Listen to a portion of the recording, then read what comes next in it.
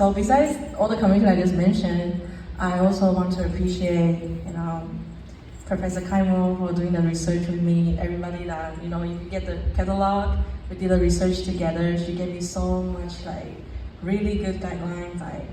I was learning so much every time meeting with her. We actually didn't meet that much times, probably 4 or 5 times, but every time I meet with her, I was always learning a lot more than I learned from 1 quarter.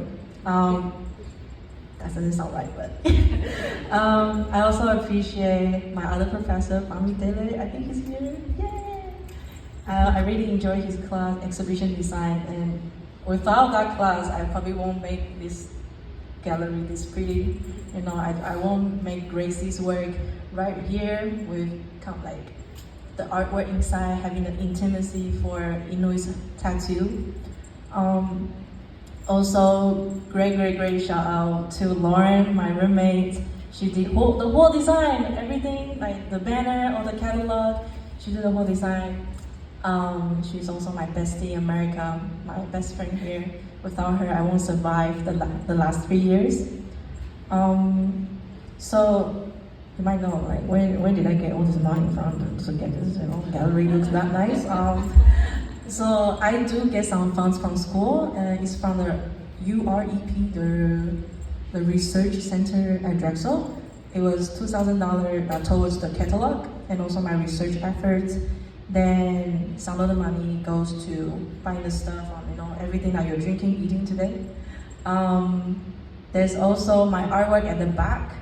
All the plastic chairs is actually my art installation. I got the money to purchase the materials from one of the professors from Entertainment and Art Management. He has this fund for senior project called Larry Epstein. Yes, fund. And I applied for that, I got that one too, so that's why we have the artwork at the back. And my sister, she flew all the way from Taiwan, first time in America. Gosh, that's crazy. And I left her in JFK for 1 hour because I was late, and then she took the subway, by herself. It's crazy. I just told her that I'm gonna have the exhibition. I might need your help because I don't want to sing alone. Can you just come? And then she came. It was crazy, from all the money that you need to buy for the flights, and also her English is not as. Her English is pretty good, honestly. She survived. So. Yeah, I was happy that she has the courage to cross the whole Pacific Ocean to come here. And my family, they are definitely the core reason that I do this exhibition. For people that don't know my family background, I always like to share my family background because they are the reason why I'm here. So my dad, his name is Fuki, Fuki. It's also a Japanese name. When I was 3 years old, my sister was around 7 or 8. He had a spine injury from work. He was on the excavator, on the mountain. He was digging the mountains for building a bridge. Then there was an earthquake, so he actually fell down with the machine, and he hurt his spine until now. Below his chest, he cannot move, he cannot feel anything. He can raise his arm like this, and then he can do this, but he cannot do his fingers work. He cannot move like this. So it was really dark time for us, me, my sister, and my mom, my whole family. I was too young to realize, what was going on. But my sister went through, my mother went through. But they really taught me to accept who I am, to heal myself, move on, and love myself and love others. So my father, after he got his injury, he took him 3 or 4 years to walk, not walk, but go out of the house. Because honestly, the hardest part is to accept your new body, to accept that he cannot walk anymore. How other people is gonna look at him. But it took him 3 or 4 years to realize this is the new body that he needs to live through the next 20, 40, 50 years. And my mother was the biggest supporter for him. And also growing up in the indigenous village on the east coast of Taiwan, I got a lot of community support. It was definitely a very different environment from here, you know. So also my mother at the time when my father got injured, she got all the money from non-profits, government funding, and all the other helpers foundations. So me and my sister, my whole family, we didn't went through poverty. At least I don't think that's poverty. We had food to eat, and then we got to learn piano. We got to learn some instrument. I got to learn how to dance. Got to spend time with my friends.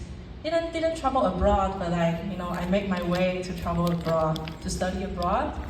I got scholarship from this foundation called Alliance in Taiwan, and then got a scholarship from United World College, went to Canada, finished my 2 years there, and then now I'm in Drexel. So, and now my mother and my father, they are, they don't think they are people that needs help.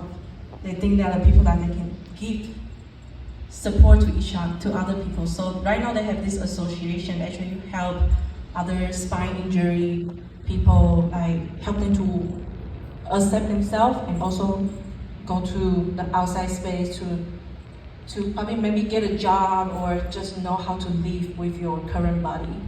We also have this really cute farm that is ADA friendly. That's cool, right? Wheelchair can go there, you can plant there. My father will go there with his wheelchair and sprinkle some water on the farms. It was really cool. And I didn't think about that we can do this until my mom was like, oh, you remember we have this farm and then now there's a road next to it. We should go there and then do something different.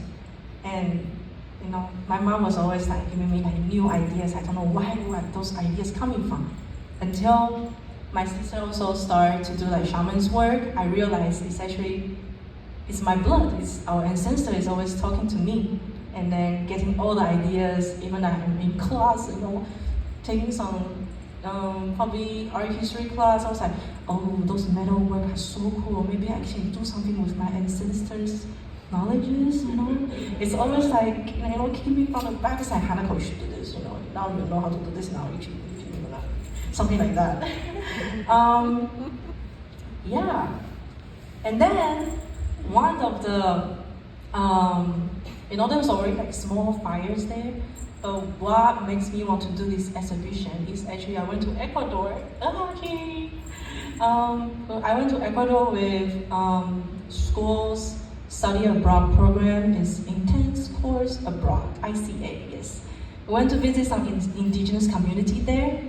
There was this organization called MedLife, and they were helping a lot of communities there.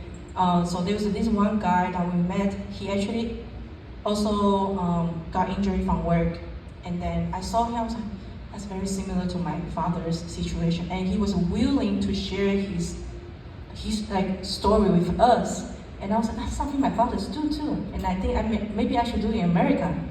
So I came out with this idea about healing from within, because I think the most important thing is you need to love yourself first, to accept who you are, and also get to know yourself and heal other people too. Yeah. Then the second funeral, which is the artwork at the back, it is a ritual from my culture, Binu Yumayan. It's a ritual that we do every year at the end. Thank you so much. She's so supportive. The reason why I do that one is also one of my friends. So I've been through that ritual twice. The one is for my grandma, and the other one is for my aunt. My grandmother was reasonable because she was shaman from the Binu Yumayan community, but for my aunt, that was a bit special because she is not Binu Yumayan. She was a Han Chinese, but she was in our community for a long time. And my mom asked the elders, can you actually do the ritual for my sister? Because I think this is the ritual that will support my family to grieve. So the ritual is like this. At the end of the year, there will be male elders who will come to your house. They'll sing a song together. All your family will sit around the circle, with the plastic chair. There will be a lead singer. There was a very, very low voice, and then there will be the following singer. Everybody sing together. We don't sing, but the other elders sings. That was my very, very first time feel the ancestor energy, feeling like there's something beyond us.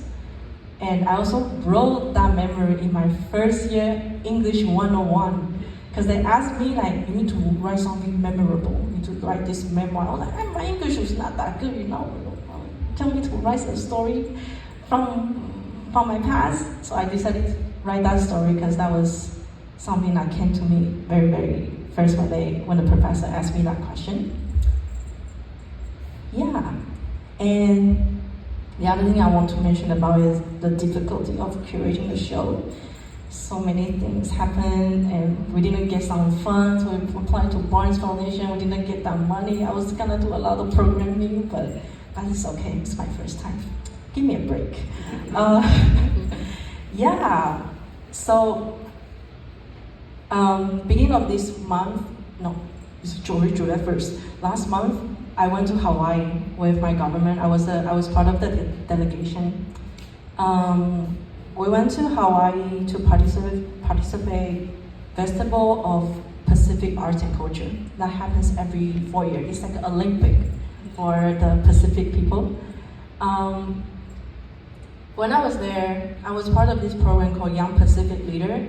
So we were kind of special at that festival. They brought us to Maui, which had a serious fire last year. And I cried so hard when I landed there, because when we landed there at the airport, the community there welcomed us with the hula dance. I was like, you guys suffer so much, and now you are still living the aloha spirit. Like aloha means like welcome and giving the reception and then giving all you can to your guests. I was like, that is something that I should do too. Even though I'm going through a lot of things, but when people come to me, I will still open my arms. And I would cry so hard. I was like, oh, why am I crying? But at the time, I was like, my ancestors telling me I'm doing good things. It's like reconfirming what I'm doing is right. So all the artworks here actually is all from our friends and family. So this section, I call them the Pearson UWC section. So AJ, who is right there, his work is inside. His work, he will explain later, but I really love that. And this is Gracie's work. Inside this, the Inui tattoo. And on the left side is more like dot curation. And Isela's is on the back. You will look around later. But I want to mention that Siku's work told me that I need to explore myself, I need to deconstruct a little bit to let other ideas to come in. You cannot close yourself fully to heal yourself. And then Gracie's work taught me that you can transform yourself to many different things. You can be a bear, you can be a butterfly, you can be a deer, you can be anything. And AJ's work taught me that the power of imagination is very, very important, because how our ancestors imagine the future so hard, they want to break all the things that were burdens to them, and now we are actually living their imagination. And when I was hearing AJ telling me this, I was like, wow, I didn't think about it in that way.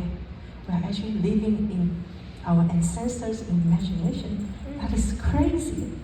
So today, I would like to invite you to imagine our future together and live our imagination together through Healing from Within.